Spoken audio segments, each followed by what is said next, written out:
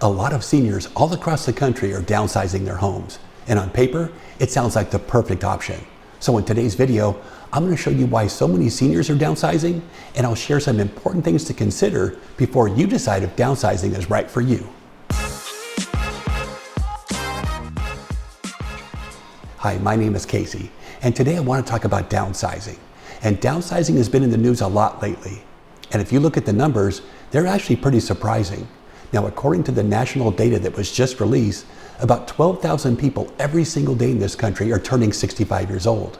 And a large number of these people are planning on retiring soon. And when seniors consider retiring, they often ask themselves this: what do I really want my life to look like in retirement? And for a lot of people, that answer isn't a bigger home. In fact, the majority of people polled said they'd actually prefer a smaller home. And this makes perfect sense. Their kids may be grown, they might be empty nesters, or they could simply not need the same amount of space as they did before. But the data also looked at why seniors wanted to move or downsize. And that data showed that seniors in retirement are looking for certain things, like wanting to live closer to their adult kids, grandkids, or their longtime friends. They also wanted fewer stairs and less upkeep on their home. And they no longer needed to live near their place of work. And many had the goal of reducing their monthly expenses like utilities, insurance, and maintenance, so they had more money for their retirement.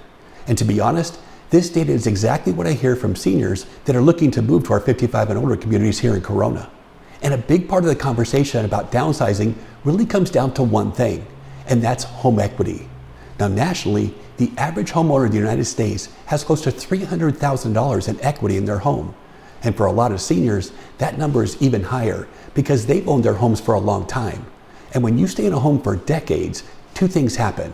Your home value goes up and your mortgage balance comes down. And in some cases, many seniors have been fortunate to completely pay off their homes. And when you're able to accomplish this, it gives you a lot more options in retirement.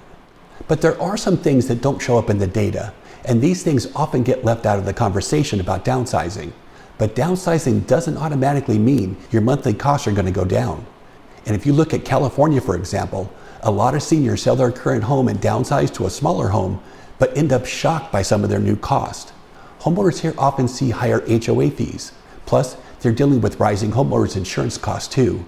And property taxes can drastically increase if you sell a long-time home and buy a newer home. And don't forget about special assessment taxes or Melrose taxes. These can add thousands of dollars to your taxes every single year, in addition to your basic property taxes. And if you take a closer look at these costs, you'll see that trying to avoid having an HOA fee is getting harder and harder to do. Now, if you buy a home in a senior community or in any new construction community, you're likely going to have an HOA fee. And HOA fees aren't fixed or locked in. They can change. And the reality is they are going to go up over time. And depending on the area you decide to live, homeowners insurance can be expensive too. And if your home happens to be in a fire zone or a high-risk area, your insurance could skyrocket from what you were paying on your previous home. And when it comes to property taxes, there are a few ways to keep these costs down. Now, here in California, we have Prop 19, which allows seniors to transfer their current tax rate to their next home. And if you qualify for this benefit, it can have a huge cost savings. But if your replacement home has special assessment or Melrose taxes, you can't avoid these taxes. So your property taxes could end up costing you much more than what you were paying on your previous home. So yes, you may have more equity, but how that equity works for you really depends on the details and the numbers for your move. And that doesn't mean downsizing is a bad thing, but there are things you need to really look at before making your decision. But downsizing isn't a one-size-fits-all solution. If you love your current home and your costs are already manageable and you're comfortable in that home, downsizing isn't something you have to rush into just because it's trending right now. And if you are considering downsizing, selling your home shouldn't be your first step. But unfortunately, I see a lot of seniors make this mistake. But you really need to look at your options and compare the numbers to see if it makes sense. You have to remember that most seniors in retirement will be on a fixed income, so you don't want to make a quick decision that could hurt you financially.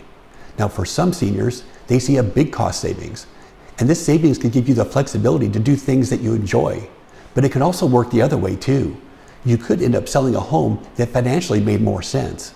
And the home that you just bought to downsize into could end up costing you much more than you expected. So if you're starting to think about downsizing as an option, and you'd like to have a no pressure conversation about your options, I'd love to help break down the numbers and show you both sides. And if it makes sense, I'd be glad to show you some options here in Southern California. And if it doesn't make sense, you'll feel better knowing you did make a huge financial mistake that could really hurt you in your retirement. Now, thanks for watching, and I'll see you in the next video.